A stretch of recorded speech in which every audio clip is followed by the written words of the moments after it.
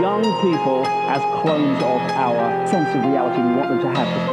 Controllable. And we'll call it education. And it means that we'll take children from their parents at a very early age and we'll keep them there about 5 days a week at least, all the way through their formative years, and we'll pound them every day with our version of reality.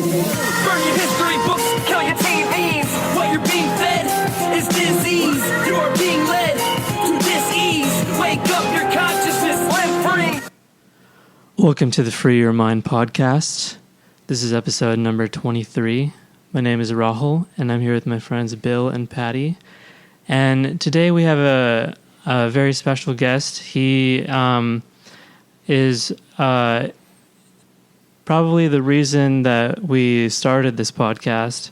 And I know for me, he really, and I think all of us, really was a catalyst in this show and our own growth and evolution. And he is a researcher and he is a teacher of natural law. His name is Mark Passio. Welcome to the show, Mark. Welcome, Mark. Rahul, Bill, Patty, thank you so much for inviting me onto the show today. It is so great to have you, man, and thank you so much for taking the time to speak with us today. I got to tell you that your information that you have provided on whatonearthishappening.com has been huge, man. I remember listening to your podcasts while I was sitting out on my tractor, mowing my field, and just nodding and just getting it, man. And knowing that I've been searching for this information for a long time and had a lot of teachers, but the information that you provided really filled in the gaps. And I really want to say thank you from the bottom of my heart, Mark, for doing what you've done in the last few years and putting yourself out there and providing this information and building this masterpiece. Thank you so much. That's really appreciated from the heart. And I hear that from so many people that the work that I've put out there acted as a tapestry for them to pull a lot of things that, were seemingly disparate pieces of information together to help them make sense of it and to understand, how a lot of these different aspects of our lives, are all kind of related and working together. And that's what I feel What on Earth is Happening was all about. It was something that could, as you say, tie things together for people to help them make sense of things that may have been a little bit confusing for them as they began to discover it in the past. That's what I feel my strength has been, trying to explain the interconnectedness of things. And I think that my teaching style and approach tries to, play to that interconnectedness to these seemingly disparate pieces of information, which are all interrelated. Yeah, well, and it just it makes sense. And some aspects that you brought to the table, I would never have even thought about, and you have a way of putting things that give you an accurate portrayal of what is going on. And I'll use the polarity example, for instance, where the polarity of control that we see in our society today, and that people think that we need to add more control to that, is akin to saying that, let me put out this fire by throwing some gasoline in it. Right. And not understanding the situation is a huge part of the problem, and not even being able to understand. And that's been engineered, and it's kind of hard to wake up to that, especially when you've been duped for a long time. Sure.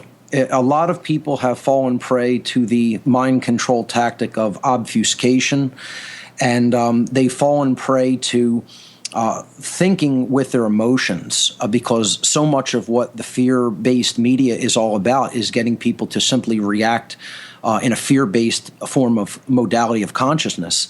And when you do that, you're not really thinking logically, you're not thinking clearly, and you're certainly not understanding what I would call governing dynamics of nature, or what I've simply termed under the umbrella term natural law. people have a hard time understanding these basic polarities of the simple dichotomy that really all of our choices are based in one form or another, fear or love. And if we're choosing through fear and we are trying to take more and more control, what ultimately is created is not order, but exactly the opposite. It's chaos, it's more enslavement, and ultimately it's everything that we look at as bad for ourselves, or what we would call evil, which is the path that humanity is really on now. We're not even in the path to hell, we're in hell as far as I'm concerned. Anybody that thinks that the current world condition is a tolerable one is completely unconscious, doesn't understand real spirituality. They are what I would call completely asleep. And they don't understand how natural law functions.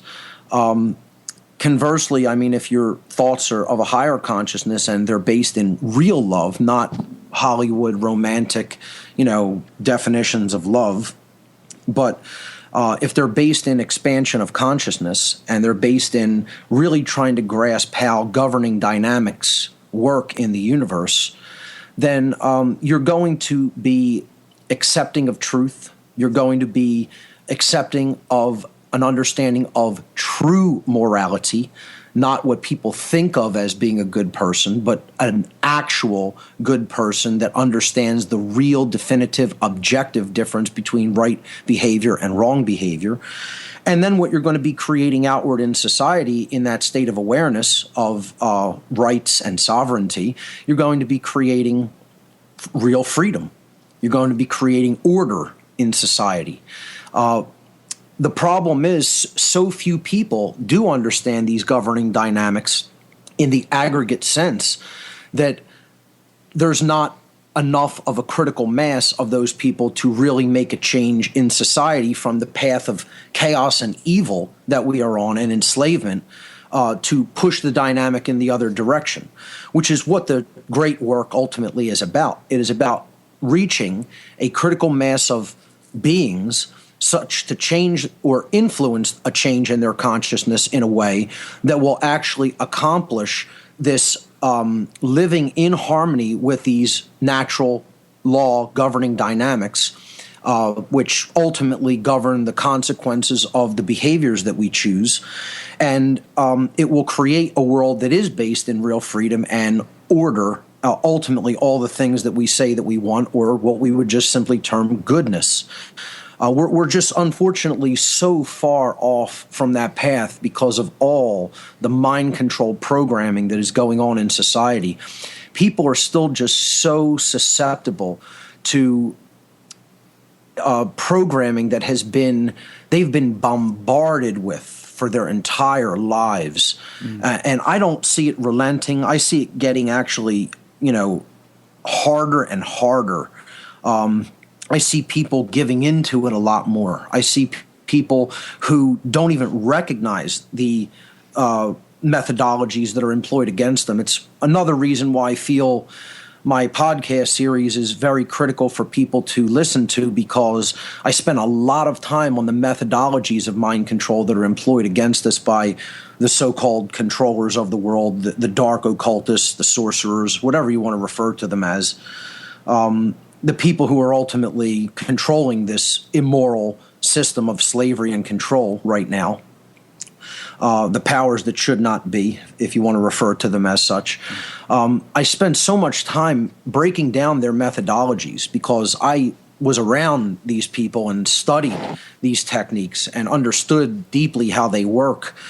And unless you're aware of those negative forces, you cannot steel yourself against them. It's like, I liken it to the Star Trek analogy or Star Wars analogy with a ship with its shields either up or down. If the ship has its shields down, the starship has its shields down, and it's fired upon, it's going to take heavy damage. And right now, that's what we're seeing in society. We have people who have no psychic self-defense mechanism, no psychic shielding, no spiritual shield, no spiritual suit of armor, if you will. And when the bombardment of mind control programming is wielded against them, it's just hitting flesh and bone, and metaphorically, it's hitting the mind hard with absolutely no defenses up. I think that as this attack is ratcheted up, not only in the soft mind control arena through influence, we're seeing electronic forms of mind control. We're seeing radionic weapons being deployed. We're seeing EM fields being ramped up like we have never experienced before. We're seeing attacks in food, attacks in the water supply. Much more ramping up of statist government propaganda in mainstream media, and all of these things combine.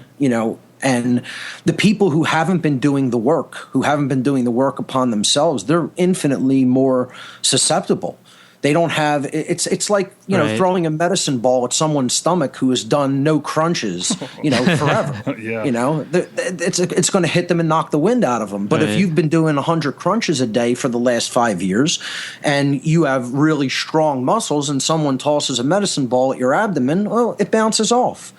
And that's what I kind of see going on in society. I see this very small dynamic of people who are able to just weather the storm, and they're not as susceptible to all of these forms of mind control and manipulation that are going on. But the vast overwhelming majority, because they've really done very little to zero work upon themselves spiritually, they're getting hit harder and harder and harder, and they're worn down, they're beaten down, and now they're offering very little to no resistance because of how beaten down they are. Yep. Their shields are down, and they're just being fired upon at will at this point, which is why it's so important for people to absorb the information regarding these methodologies and to really get on to strengthening the body, strengthening the mind, really developing psychological and emotional maturity.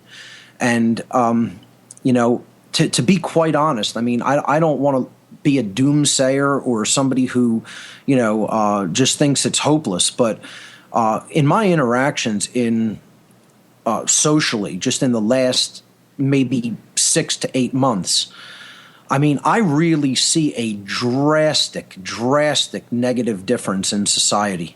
I know there's a lot of people who talk about a big awakening happening, I just don't see a mass awakening occurring. I see isolated pockets of individuals slowly waking up, and I see, real strong individuals like yourselves starting to get involved in the true great work, which is really inspiring.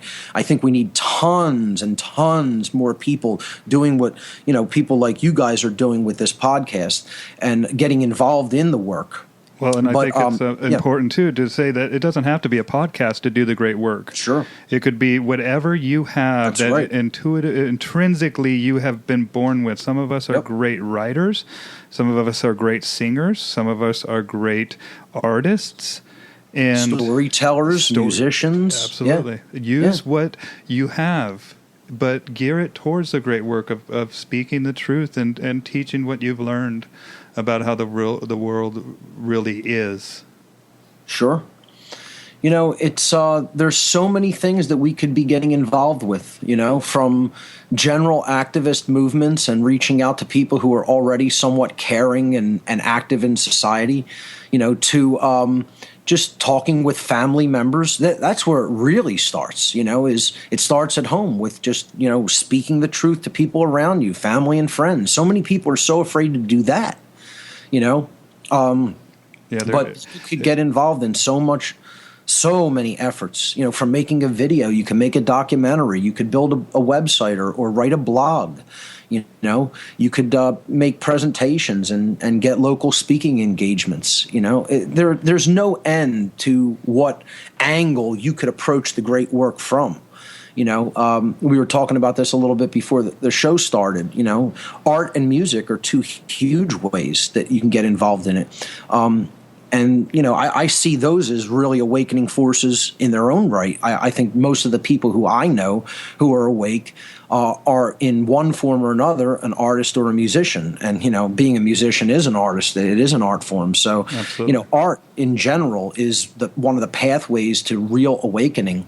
Isn't that the feminine aspect, right? Sure. That has been absent from the world that we see around us. And when was the last time that you've seen cops painting a picture on the sidewalk? I don't know. What would be? Well, yeah. Or when was the last time when you were in the hospital that they brought in some music for you, or Sure. Had you paint a picture? Or it's such a balanced part of our nature that we need to include in order That's to right. be balanced. Exactly. It's creating intelligence, because That's a you're generative. generating something. You're either generating sound, like you're generating a frequency, or you're generating form. As a visual artist, you're generating, and that's also a frequency. Absolutely. That's the walling off of that right side of the brain. That they don't want that coming through. That imaginative and intuitive nature, because that's a side that's a power, I should say, that children really come into the world with in many respects. And it could either be nurtured or it could be strangled. Exactly. And what the school system in the modern day is doing is strangling and choking that instinct, that power. What we need to do is help nurture that, and be a part of it and step into that. Just to go back to what I was saying regarding what I've been seeing recently in society, I'm seeing so the opposite of that. I'm seeing people that are just so completely, overwhelmingly obsessed with the existing system, Right. obsessed with money, obsessed with their job, their spirit, soul-killing job.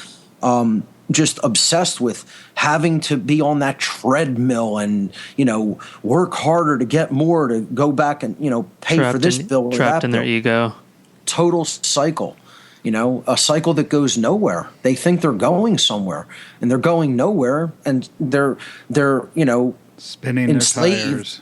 Exactly. And enslaved the whole time, not even recognizing the slavery that they're in, that they're a part of, that they're complicit with. Like a rat on the wheel. That's right. And see, this is what being in the world and of the world means. The people who are obsessed with this existing system, that take up their role in it, and you'll never hear them really speaking ill of it. It's just like, oh, this is just what I need to do to survive, get by on a daily basis, get what I need to get mine. They're just a good. They're never concerned about all the immorality that's going on within that system. They're never concerned with any amounts of the injustice that take place within it, the violence that is inherent to this immoral system that we're living in. They'll never speak to that or pay lip service to that. It's all just about what I need to do for me. And that is what satanic thinking is. I can't put any better of a word on that way of thinking than Satanism. And there's going to be tons of people who will refuse to acknowledge or accept that definition. I tell people all the time, if you wanted a good definition of what Christianity was, you would probably go to a Christian priest. If you wanted a good definition of what Judaism was, you would probably go to a Jewish rabbi, etc. Okay? I used to be a member of Satanism as a religion. I was a priest within a satanic organization that practiced the ideology of Satanism. So when I say this is what Satanism is, I'm talking from a position of inside firsthand knowledge. And what Satanism actually is truly not caring about anything but yourself or your own selfish fulfillment of your selfish desires. That's what Satanism is. And then when we apply that definition to where is the mindset of society, it's very easy to see that most people are behaving in a mindset that is satanic in its nature. And as long as people are in that satanic mindset of, all I really care about is me, I don't care about how this affects anybody else, I don't care if there's violence or slavery inherent to the system that I'm advocating or not speaking up against. You don't even have to be really advocating it. If you're not opposing it, you're complicit with it. Silence is consent, folks. Silence is consent. We talked about this in a previous episode. It's called acquiescing. And just like if I were to say to Rahul, I'm going to come over and smack you in the back of the head in 2 minutes, and if he didn't say anything, and I walked over in 2 minutes and smacked him in the back of the head, his silence was that consent. He knew what was coming down the line. We have to speak up. We have to start acting. To know and not to act is not to care. That's right. That's exactly right. And people who go along with the system, they're just they're good farm animals. Yeah, they're good slaves, but it's a giant worldwide open air farm/prison. Well, and just like the what's that book? The what we were talking about, the book, the Marxist book with the farm. Animal Farm? Yeah, Animal Farm. So just like in Animal Farm, it's a great allegory for what we're dealing with. Is like they say, and it happens to be the pigs. Right. That they say that some people, what do they say? Some people are equal, or we're all equal, but some people are more equal than others. Yeah. That's absolutely right. Yep. And it's the pigs, and I think that's a very interesting and very fitting to what we see around us, and without question. This idea of the people that we're referring to are in the world and of the world. Their mindset is of this world and of this system. It's all they really focus on day in and day out. When we start to truly awaken, and understand the inherent illegitimacy of the system we're living in, the inherent violence that is contained within it, the slavery that it produces, we still are going to be in the world. There is no, way of removing yourself. I tell people who try to make the statement, well, if you don't like the system, go live in the wilderness or go live in the woods. Screw you. Who the hell are you to tell me to separate completely from society and go live someplace by myself? That's right. Amen, brother. Yeah. Because I'm asking questions. Imagine the hubris of somebody like that. Like, no, how about you move, okay? Because you're the one who is advocating the legitimacy of violence and slavery. So if anybody should go somewhere else, it's people like that. Yeah. But you have to be in the world. You have to operate and do the work within the world. This is what real spirituality, about being of spirit, but in the flesh, doing the work of spirit in the flesh. You're in the world, but you're not of the world. You recognize the true spiritual nature of a human being, and you recognize how far off of the path of natural law that we are, and you recognize that the work that we need to do on the ground, in the here and now, on earth, okay, is done in the world. So you have to be in the world, but your thoughts have to be not of the world, meaning don't be obsessed and focused on this system. Don't be, trying to just, keep up and accumulate and, just all about survival. This is what I just see out there so often, just talking to people. Their thoughts are only about themselves. Service to self, service to self, service to self, over and over again, 24 hours a day. Yeah. And you try to just ask them, can't you even step outside of that thinking for a minute? They're afraid. I think total fear. They're scared out of their minds, literally, man. Yep. They're afraid of what it would be to live without this system in place. I just recently talked to a very unconscious person who will remain unnamed that said, this is the best system that humanity has ever come up with. And I just, I almost I almost fell off my chair sitting down, Wow. It's just like, really? You can make that statement with a straight face? Yeah. Cannot comprehend the amount of slavery that humanity is already in, cannot understand the total violence that people are threatened with on a day-to-day basis if they don't comply with the immoral system that we're living in. And was just so fearful. I said, your thoughts are just 100% totally based in the fear of, but what if? That's exactly. What if this wasn't in place? What if this measure wasn't in place? What if we didn't have these people to do this and that and that? Yeah. And I'm trying to say, what are you so afraid of? You're afraid that people might have to be responsible for themselves is the real answer, and this person didn't want to hear that answer.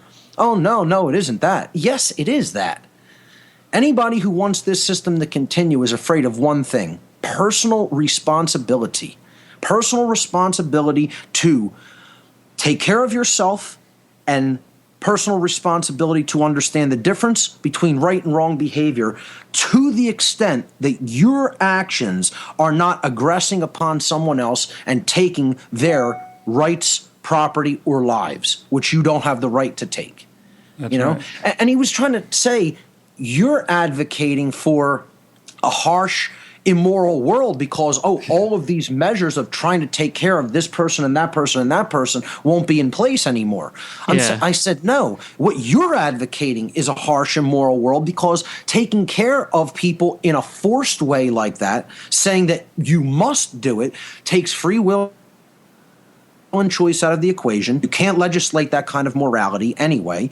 And how you do it is at the point of weaponry. The people don't understand. That's ultimately how taxation works. Right. That's right. It's done through violence. And I said, so you are actually the violent one. I'm the peaceful one. I'm the one who was saying, I don't want violence exercised against anybody else, even if it means some people remain selfish and refuse to share with other people. I would rather it be like that than say, you must do this, And again, you can get into the argument that certain, accumulations of resources to hold them back from others who do require them for, the sustenance of life, that's not a right either. There are forms of what we consider property in the world today that isn't a legitimate form of property.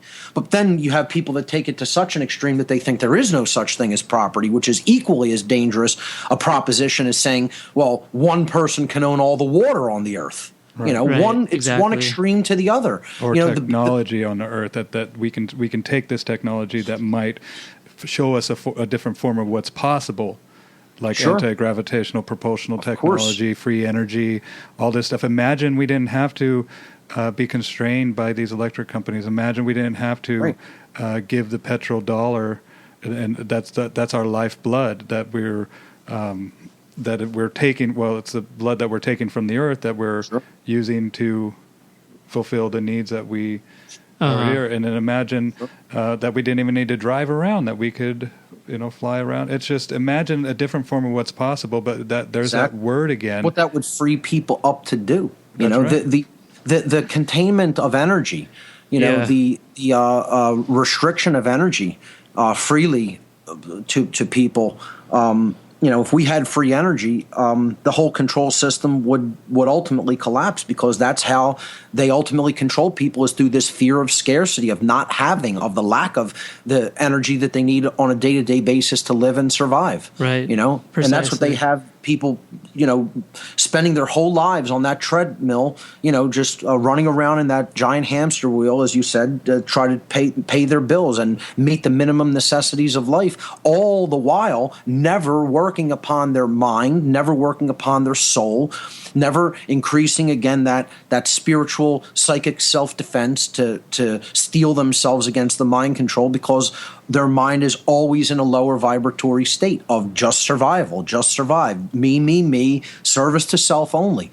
This is what people need to come out of. They have to understand that is Satanism. Yep. That is satanic thinking. And by that definition, 99% of the world are Satanists at a low level. Well, and then take the inverse of that and look at the global elite and how they live. Sure. And how much time do they have to sit together and mastermind? Yep. And more systems of control and how to steer the cattle. Well, they do it through Well, they basically own everything. They own, and they have trillions of dollars. When you look at that in just economic, terms, they have more money than a person could ever spend. They just that numeric value just represents their control, their like total control That's of it. the resources of the earth, which is not possible without this like coercive systems of government. It's only possible to have trillions of dollars if you're the one who is like printing the money and telling people that they may not trade with any other denomination other than your money, Right. and then you're charging them interest on it. When people could be trading for precious metals, people could be Sure. their new cryptocurrencies fiat coming form out. of currency, right? But But see, what we have now is a forced Yes. fiat currency Exactly. system. Right. Well, and it's a violent fiat currency. Exactly.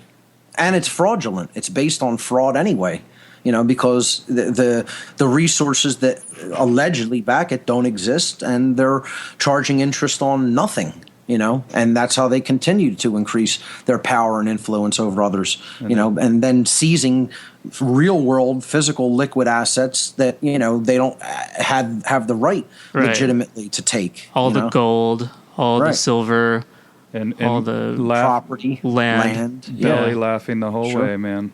And thinking that people are, what do they call the unbegun or the dead? Sure. And- That's what the dark occultists I worked with in the past only ever referred to the average everyday person as the dead. That's what they Yeah. called them. It's like that's what you see in these zombie movies, The Walking Dead. It's people who don't think, don't feel, don't act. For all intents and purposes, since those are the three expressions of consciousness, thoughts, emotions, and actions, they're dead. They're unconscious. They're not activated on any of those levels of consciousness. And therefore, they consider them non-entities. They consider them, not even, spirits that are actually alive and, have any life essence in them. Hence, they call them the dead. Yeah, I think Bill went off for a second to take care of the dogs, but Oh, no worries. the level of comfort and security that this fear-based system creates for us, I mean, it's trapping people. And when you Yes. add that to the dead food we're ingesting, Right. the dead mind programming television that we're taking in, and then what do they do with all of this? They give us this little solution like, oh, here's the little box you can live in. Right. And this is the hamster wheel. You're going to keep this system running by, doing this continual work for what? And Yep.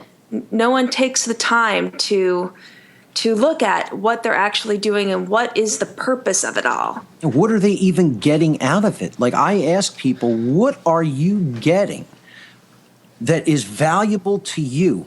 What? Just a physical roof over your head? Just the ability to Exactly. put some food on the table for the day or the week? As if like those basic survival mechanisms are worth what they're actually doing to their soul, not to mention what many of them are doing to other people through the immoral nature of a lot of the jobs that they perform. Right. Not Yeah. everybody's doing something immoral for a paycheck, but many, many people are. Yeah.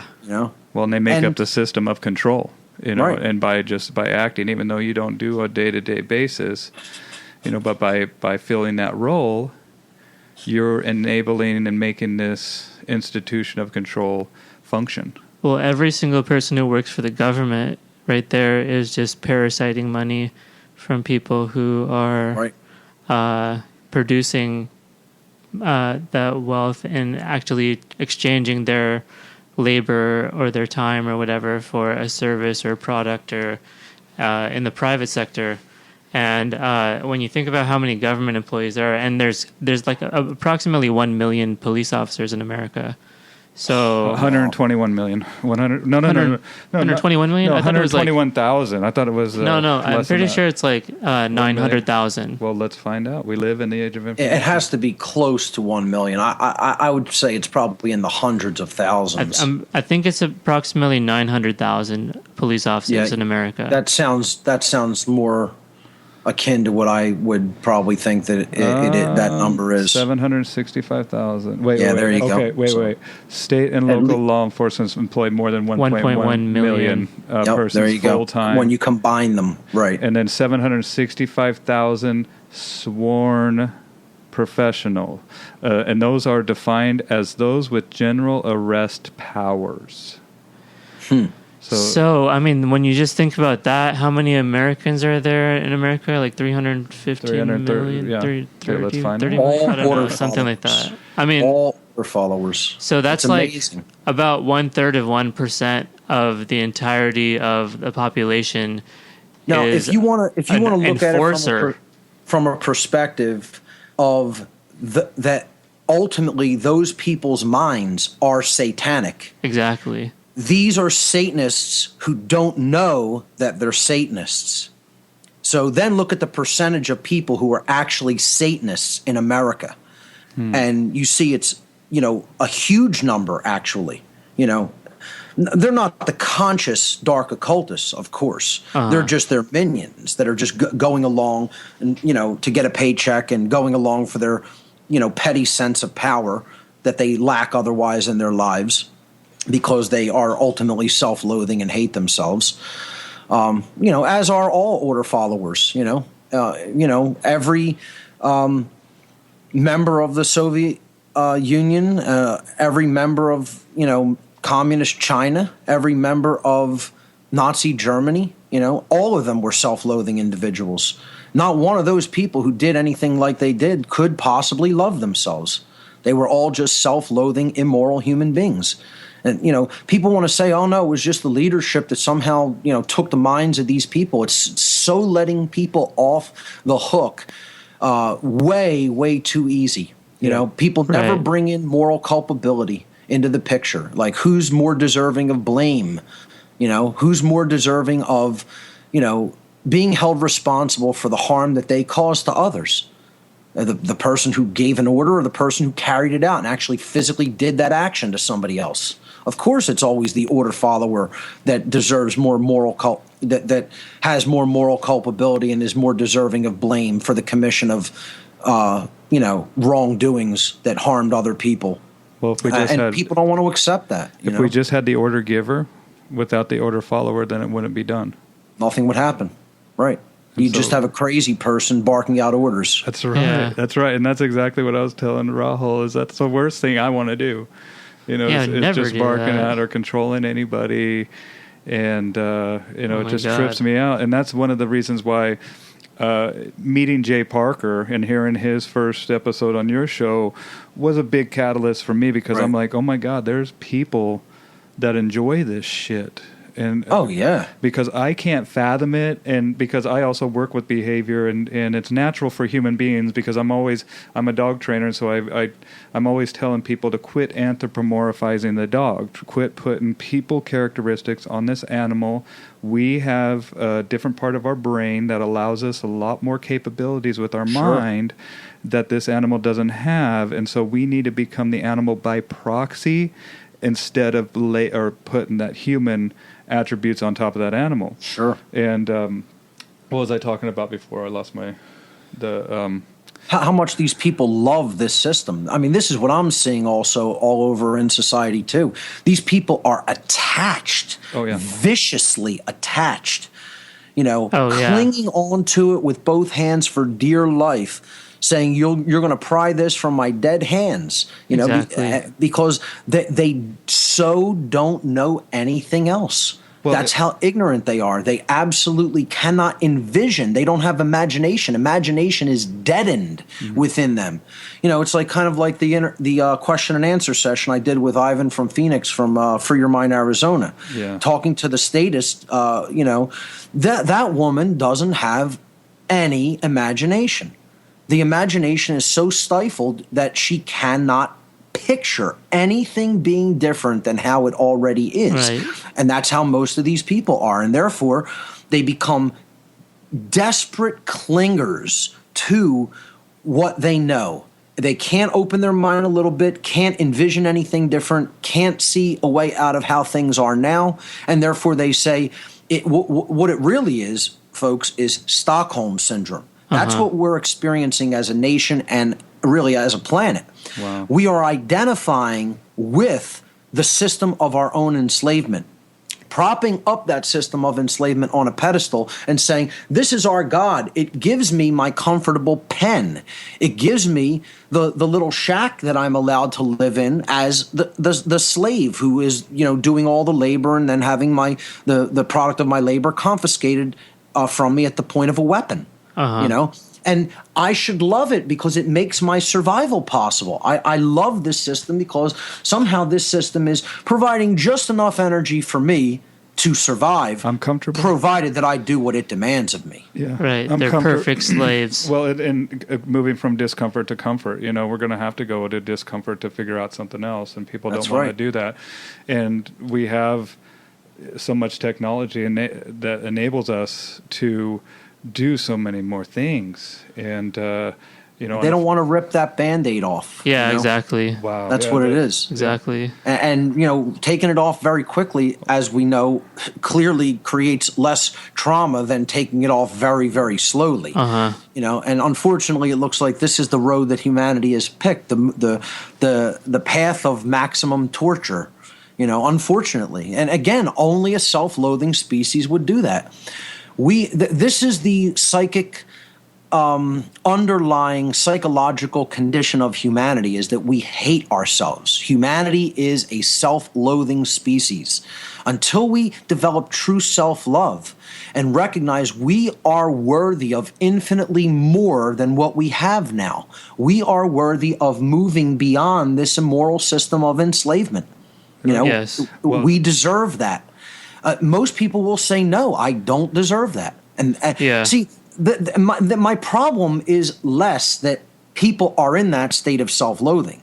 My problem is that, quite unfortunately, the people who do truly love themselves, the people who are truly awakened, the people who do truly understand real spirituality and do care about themselves, do care about their own freedom and the freedom of others, are unfortunately being completely bound by the people who hate themselves and hate other people and don't care about their own freedom or the freedom of anybody else and love this immoral system. And again, that's not a right. To advocate for a system that holds other people back, to advocate for a system that enslaves other people, is not a right. We were talking about this a little bit before the show. There are thoughts that individuals do not possess the right to think. People will think that thinking whatever you want is an absolute. It is not an absolute right. There are thoughts that if you think them and hold them as ideas that you will use to back up other people's actions, that are violent toward others, that those thoughts themselves are not a right. Naturally, inherently, in the universe, they do not exist as rights. Those very thoughts are wrongdoings because, again, the first Hermetic principle, or the first principle that underlies natural law, is everything is ultimately a mental construct before it ever comes into the realm of physical manifestation. This is called the law of mentalism. Everything must exist first in mind before coming into physical form. Anything that gets created first existed as a thought. Well, slavery is created. It had to exist as a thought. If slavery is not a right, the thoughts that created slavery were not rights. This is something that people have to deeply understand and contemplate and really realize that you can commit violence just by what you think, because by advocating a behavior, it's ultimately manifesting that down the line in a future time. So in the moment, you can actually be creating violence with your thoughts. And those things are not rights. Those thoughts are not rights. Yeah. It's kind of what I tried to explain to people in the Order Followers presentation that I gave at Free Your Mind 3. All Order Followers are bad people. All statists are bad people. There is no such thing as an Order follower or a statist that is a truly moral, good human being. Does not exist, never has existed in the history of the universe, never will exist for as long as the universe exists. It's a contradiction. It's a walking contradiction. It's it doesn't. It's not true. Yeah. It's Right. They're saying one thing and walking another thing. You know? Right. It never will be true.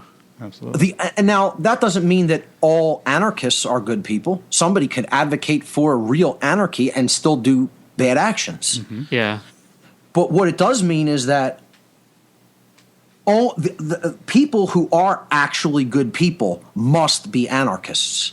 Yes. Only anarchists comprise truly good human beings. Well, look at the words. So we have monarchy, which is one ruler, right? Correct. And then we have oligarchy, which is A few. that's right. And then what's anarchy would No be rulers. That's exactly what it is. No rulers, no masters. Not no rules, which is what people get it all twisted and confused and think that it means. Yeah. Doesn't mean no rules. There's no such thing as no rules. There is no such condition as the absence of rules. Natural law is always in effect, whether you like it or not, understand it or not, accept it or not. That's right. Therefore, you cannot have a condition of no rules. Right. You could have a condition of no man's laws, but you cannot have a condition of no natural laws. It's not possible. Cannot be done in nature. Try Yeah. to break And yet- Oh, go ahead. And yet humans have been programmed to equate anarchy with chaos. Of course. And I was just having a discussion with someone the other day about explaining to them that I am an anarchist. And they're like, well, there'd be chaos if there, Right, yeah. if there was As if anarchy. there's not chaos now with all Exactly. these man-made That's what laws. Yeah. that's what I specifically pointed out. I'm like, so you're saying right now, with government in place, there is no chaos. And obviously there is. So it is deep. Wow, look at that. I just pulled up Webster's Dictionary of Anarchy, okay? And look at the full though. Okay, but hold on. This is the definition without any other terms underneath it. So anarchy, a situation of confusion and wild behavior in which the people of a country, group, organization, etc. are not controlled by rules or laws. Oh, So my anarchists That's are a confused. lie. That's Webster. That is Yeah. Webster. Imagine that they have actually made that the Put that definition in of the dictionary. anarchy. Okay, so now let's look back. That's deplorable. Let's look back at the full definition of anarchy, okay? 1, absence of government. 2, a state of lawlessness. There we go again. Lawlessness. C, No such thing. a utopian society of individuals who enjoy complete freedom without government. Dude, Yes. That's C. That's the... See, But they put that in utopia word That's in there right. They put the too. utopian in there. Oh, everything would be 100% perfect. There would be Right. absolutely no suffering ever. Right. And then number 2... Nobody would ever do anything wrong. No one would ever make a mistake. Well, an absence of or denial of any authority or established order. Oh, right. It means there cannot be order. Yeah. That's right. Wow, man. Total An mind absence of control order. definitions that have nothing to do with the real meaning of the word. Yeah. Amazing. Well, and I But this just is an talked- online dictionary too, and I'm sure that if we looked at dictionaries from 100 years ago, we would get a much different, or even 200 years ago. Well, we just walked through the definition of it before we went and looked at it. It's just interesting that's what they would choose to place in there. And then even Richard Grove talks about in Peace Revolution how there were encyclopedias that were available to the population, and then there were encyclopedias that were available to the global elite, and they had a totally different curriculum involved with them. And if you were to go find these encyclopedias, they're like $20,000-$30,000 even today to get your hands on some of these books. See, I love how they equate anarchy with immorality in these definitions, when in fact, anarchy is the only state of morality. Exactly. Now, another thing I want to address regarding anarchy and the label anarchists, I'm just highly sick and tired of people that don't want to use this word. I can't understand why people would not want to be quote unquote labeled an anarchist. I wear that label as a badge of honor and pride. I want to be known as an anarchist. Well, I want to accept the very definition as part of my makeup as a being because it means I'm a moral being. It means that I understand the real difference between right and wrong behavior. It means that I do not legitimize authority and government and violence and slavery. You know, I don't give any legitimacy to those things because they don't have any legitimacy. Right. You know, like I don't understand why people would so vehemently reject this quote unquote label. You know, look, I get the whole thing of I don't want to be confined into saying I'm this or that or that. You know, I'm not my job. I'm not what I do. I get that. Okay. If somebody wants to call me a teacher of spirituality, right? I'm going to accept that as a description of what I do. That's part of what I do. That doesn't mean it's the totality of everything that I am. Yeah. You know, I mean, I consider myself a teacher. I consider myself a researcher. I consider myself an activist. I consider myself a talk show host. I consider myself a musician. I consider myself, you know, a whole lot of things in the world. I consider myself an anarchist. I mean, it doesn't mean that you have to be completely limited by that word. It just means it's one of the things that describes what you're about.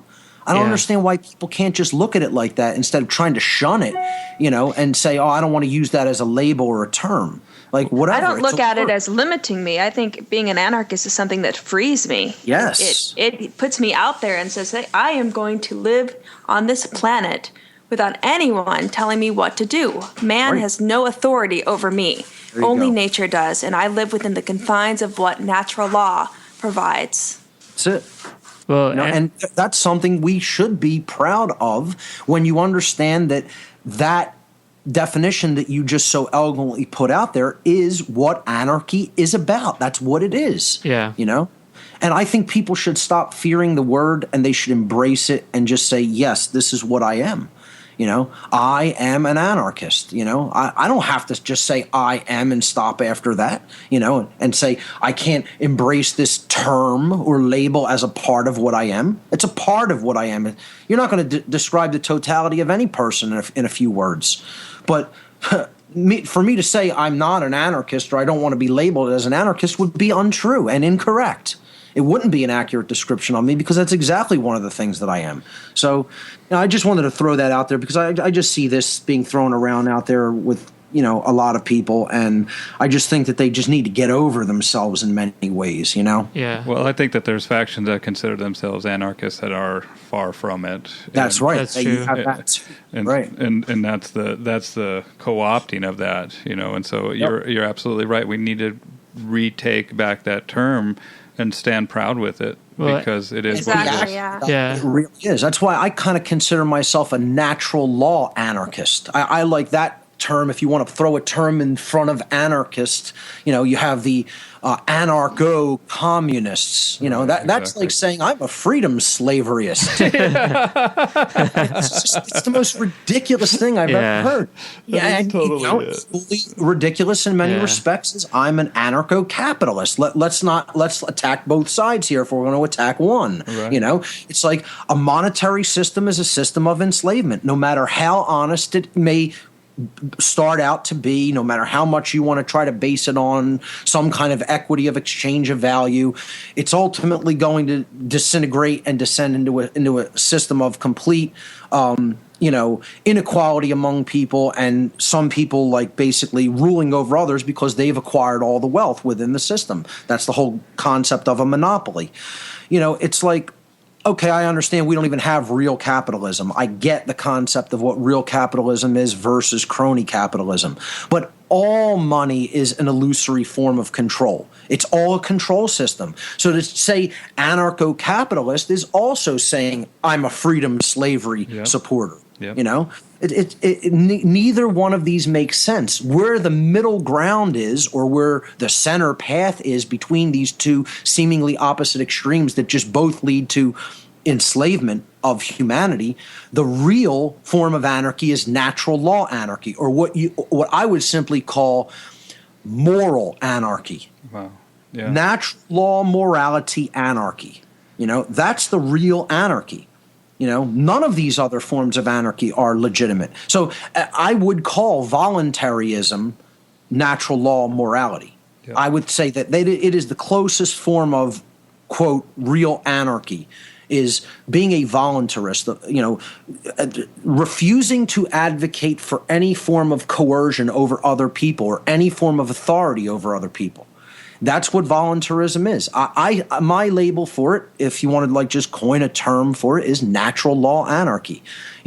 I've described it in my past presentations as cooperative spiritual anarchy, where we are actually working together from a higher perspective, a higher spiritual level of consciousness, in the recognition that ultimately we are all one family living here on this planet, and what we do for the best interests of one is done for the best interests of all. What we do for the best interests of all is done for the best interests of one. There has to be that dynamic feedback and balance involved, and it has to be done from a perspective of the true knowledge of the difference between right and wrong behavior, or in other words, conscience, common sense knowledge that unfortunately isn't common to the people of the world. It's completely lacking. We've lost our common sense. I was just in a discussion with, one of these statists advocating for taxation, and I just said, could you even tell me what the definition of a right is? And just standing there, totally silent, cannot define what a right is.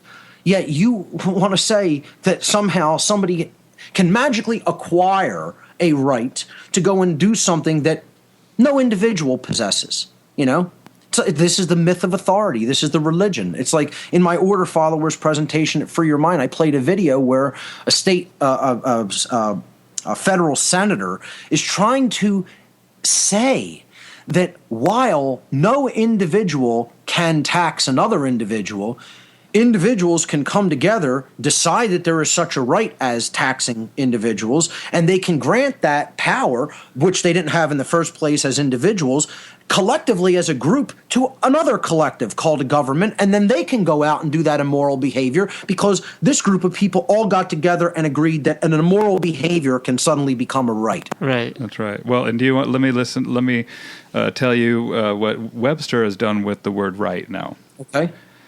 Morally or socially correct or acceptable. Yeah, not socially. See, that's where they throw the definition. They put that in there. Yep, that's right. That's the. Moral correct is the correct answer of what a right is, because a right is an action. See, they don't even get. See, they say it's behavior, and that's true. So I would just define a right as an action. It's a behavior or an action taken by a person that does not cause harm to another, and therefore falls within the parameters of moral behavior.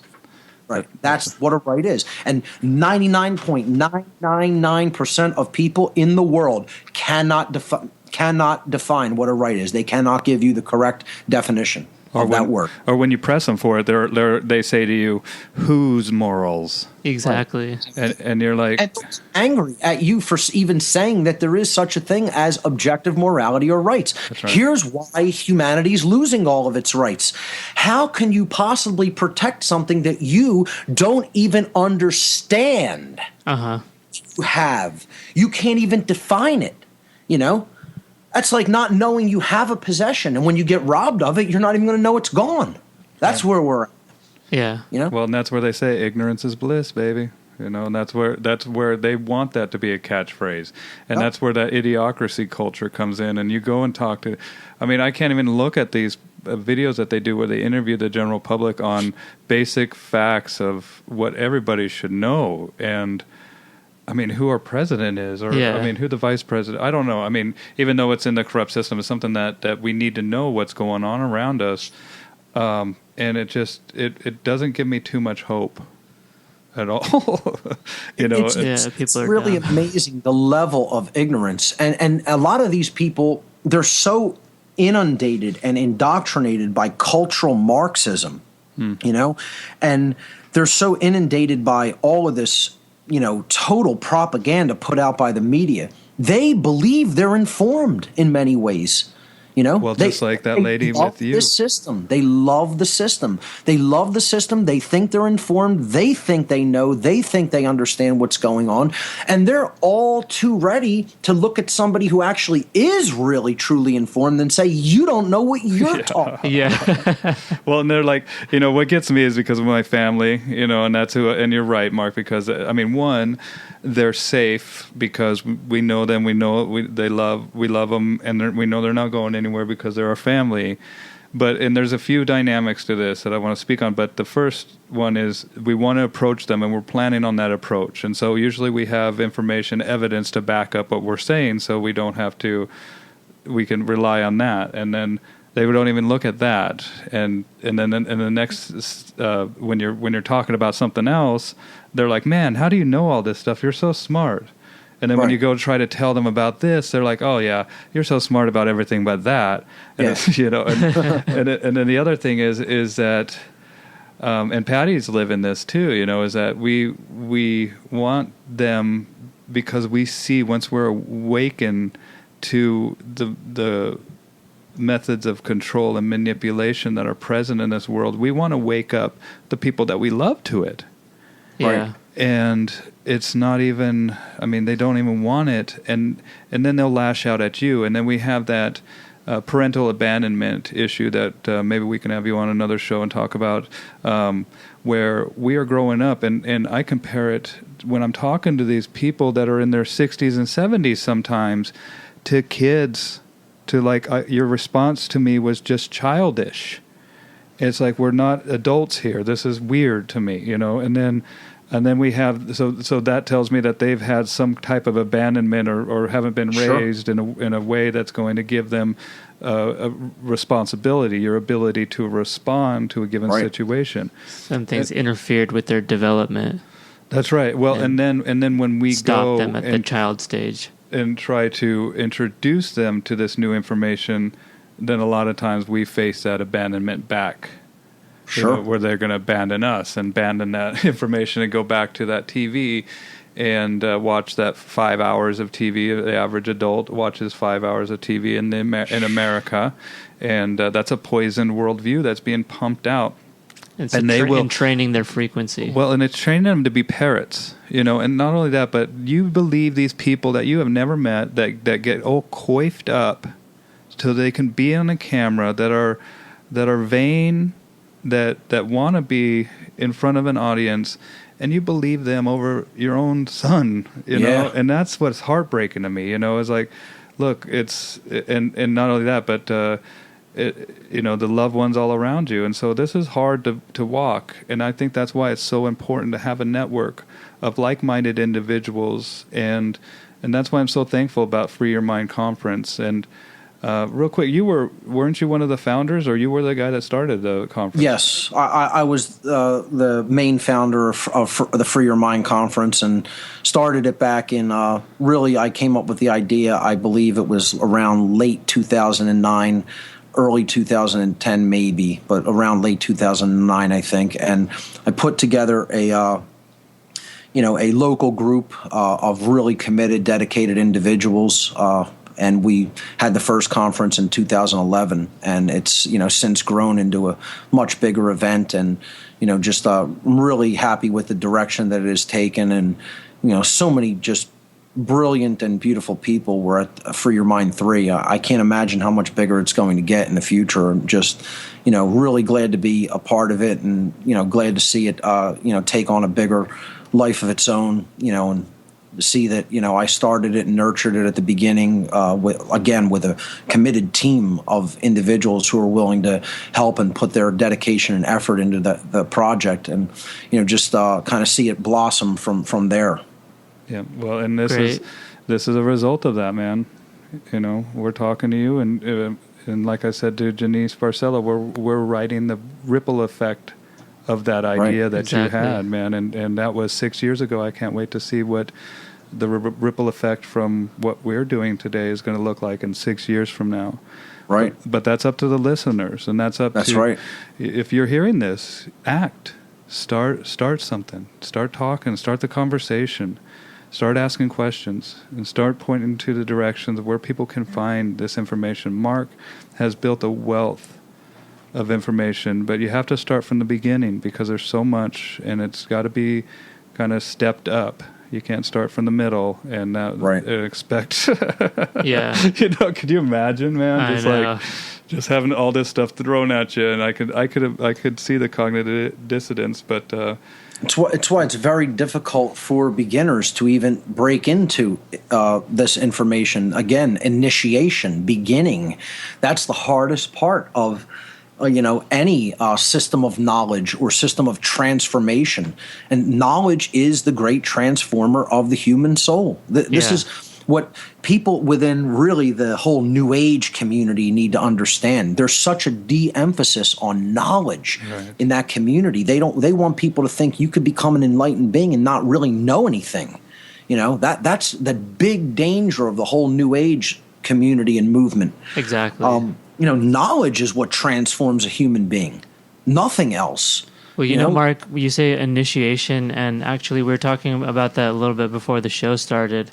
When I found your work, I was listening to probably between 3 or 4 podcasts a day, just going through it, because I found it so valuable to me. And the part that I found the most valuable was the initiation into the occult material.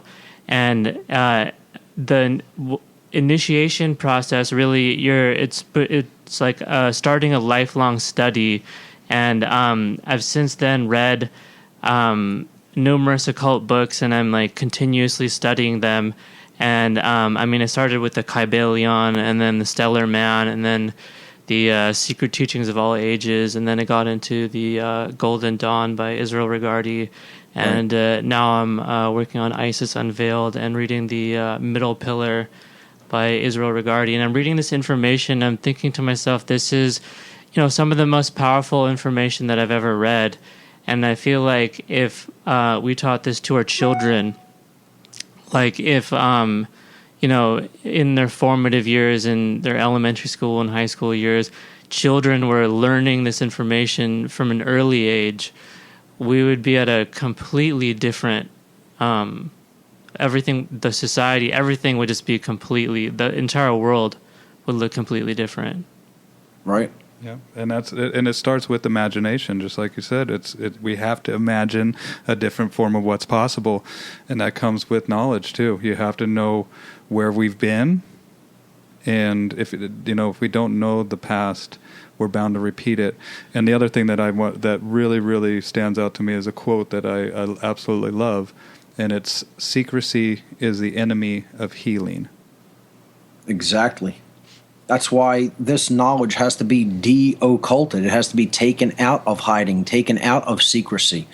And until it's made common sense knowledge, I keep telling people don't expect anything to change. But how many people even know it or are communicating it? How many people are aware of natural law? How many people are aware of what a right is? How many people are aware of the objective laws of morality? There are people who will fight you tooth and nail to the day they die that insist that there's no such thing as an objective right. Right. They think these are things we just get to make up, and they can change at will, at whim. Oh, we say that this is acceptable here in this jurisdiction, which means to say what the law is, to say what rights are or are not. Oh, you could do this behavior here then. Oh, if we say now it's illegal, now you could be punished by it. Well, either the action harms or you didn't. That's the measure for whether something is a wrongdoing or a right.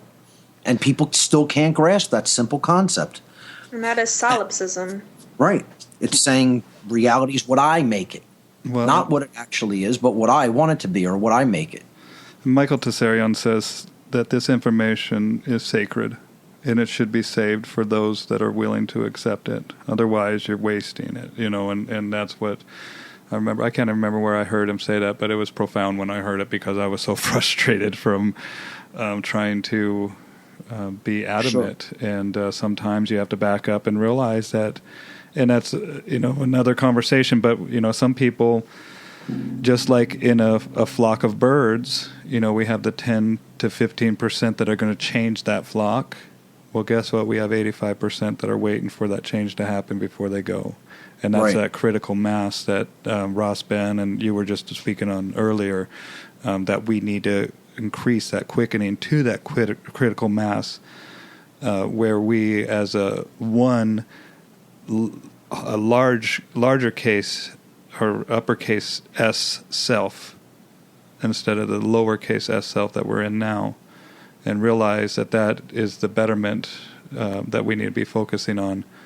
And more and more people, once we get to awaken to that. And I think that, conscience and the conscious mind, they're both missing. And when you watch that TV, guess what's missing? That conscious mind. So it all gets imprinted. It's going right into the subconscious. That's right. And just like within what happens in the mind happens in the real world. And that's what we're seeing missing in the real world as well, the conscience. And so we need to stay away from the TV and the daily programming, and point out the memetics and all that stuff, and just encourage more and more people to seek out knowledge. And without a doubt. I mean, my take is what I would say a bit less elitist when it comes to the dissemination of this knowledge. I'm more of an egalitarian when it comes to knowledge. And you could say, oh, well, it's like trying to teach calculus to a dog, Right. And in some ways, hey, it may be. But I think the great work is continuing to put information out there for whoever can receive it, and not try to make that judgment about who is or is not capable of it. Right. Even if it appears that they're really hard-headed and ignorant and don't want it. You never know what kind of a seed will be planted. That's right. And when it will sprout, or how it will come about sprouting. So, you can't just gauge the landscape and say, I don't think that's fertile soil, and so I'm just going to hold these seeds and I'm not going to sow them. That's never been my personal approach, which very distinctly differs from a lot of Hermetic teachings and teachings of what you might call the Western mystery traditions. I disagree with that aspect of those so-called mystery schools or, mystery traditions. And this is where I would, look at myself as far less of an occultist and look at myself as a de-occultist.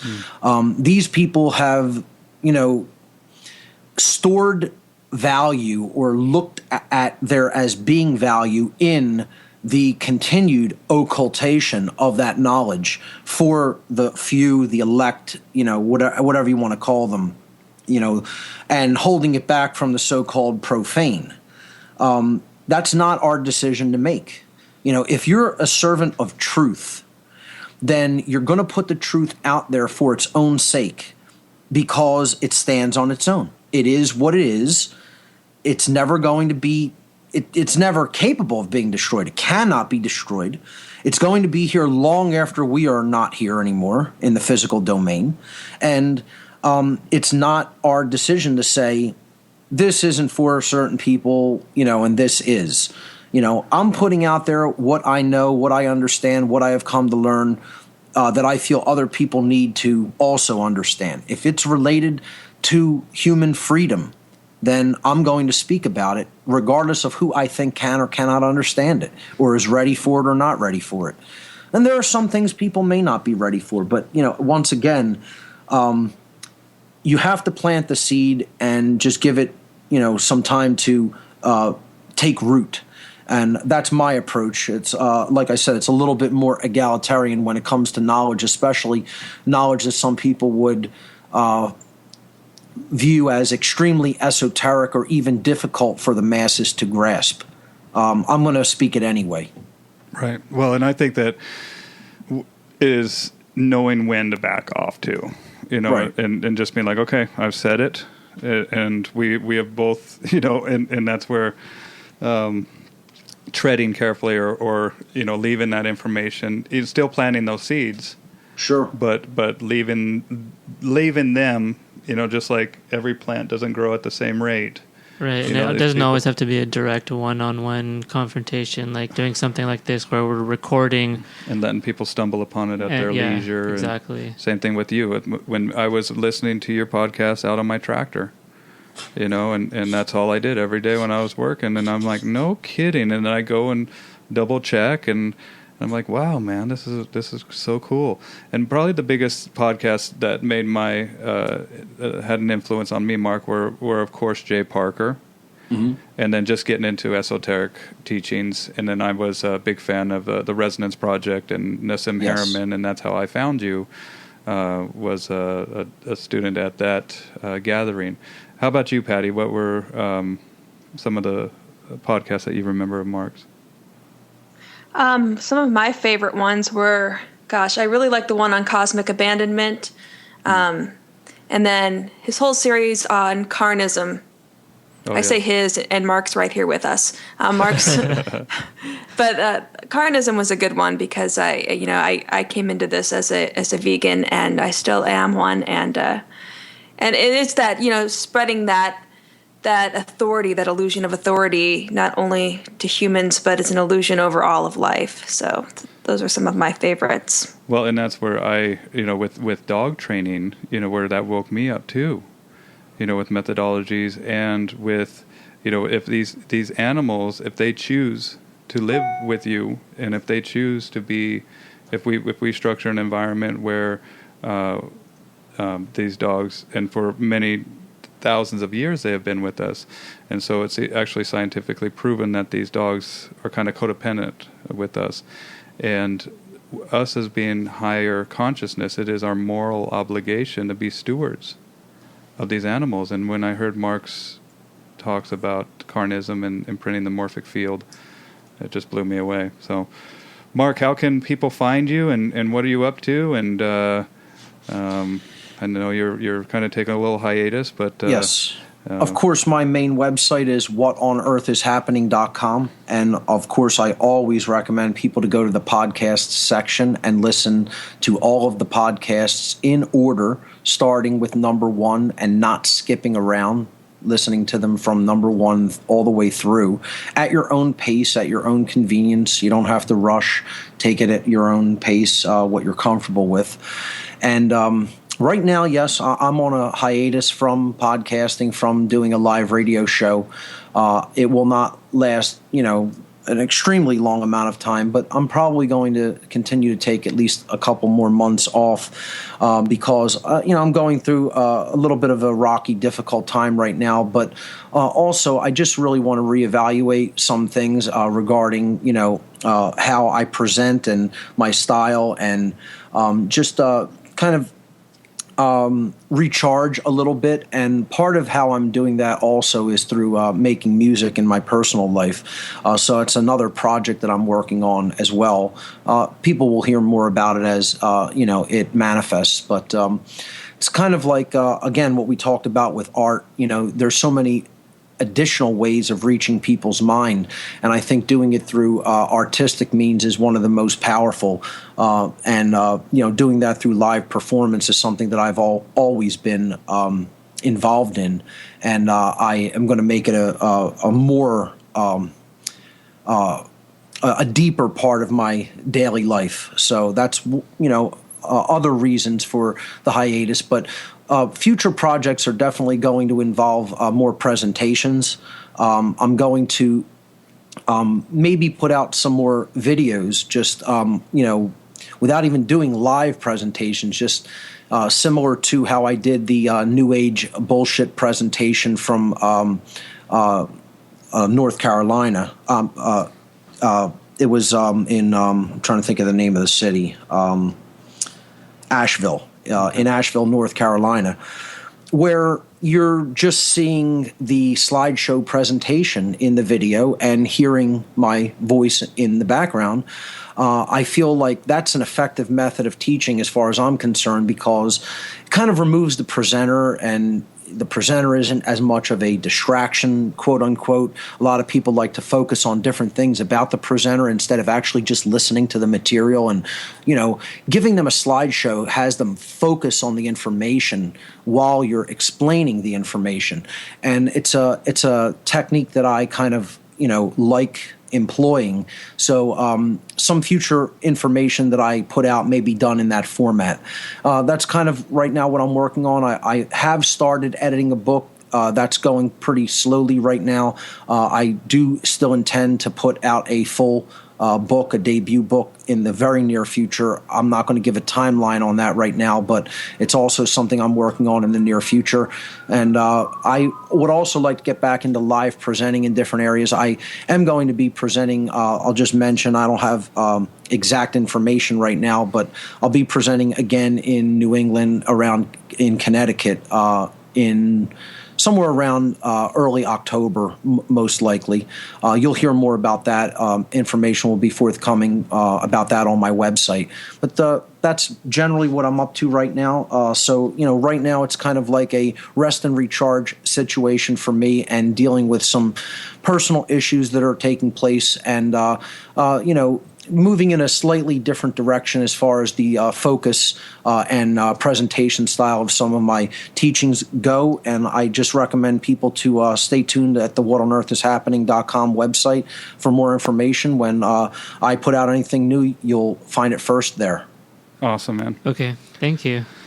Well, and dude, thank you so much for joining us today and taking the time to spend with us. And I just appreciate you, Mark, and I can't wait to have you out here in Seattle. And just so you know, man, I got an extra room here at my house. You're welcome anytime, dude. So it's a good thing to know, and I really appreciate hospitality like that. And guys and Patty, I just think that what you guys are doing is phenomenal. I commend your efforts. I think you're doing a great job. And just keep up the great work and be persistent and stand in the spirit of truth. And that'll be our mechanism of defense and our mechanism of strengthening our spiritual selves. So keep it up, and thanks so much. Of course. And number 23, Thank you, Mark. Let's talk about number 23 since we're about ready to sign off here, and this is the 23rd podcast. So real quick, I asked when you asked if I wanted to be part of the Free Your Mind podcast. I said absolutely, but could you bring me on podcast 23 symbolically? 23 is the number in the thalamic system of occultism that represents getting out of mind control, freeing the mind. The number 23. Get out. Wow. So what show could have possibly been more appropriate than the 23rd podcast? So Perfect. I really appreciate you saving this one for me, guys. You bet. If there's any more in the future, just let me know, dude. And you got Definitely love to have you on again in the future. Bring me on the 93rd one. Well, I already had that one saved for you. And the way we're going, man, you're going to be on pretty soon. Sounds good. All right, Mark. Thank you, and thank you everybody for listening. Thank you for listening to the podcast. Yeah, Free Your Mind, number 23. And Thank you all. We love you, and we'll see you next time. Bye-bye. Bye.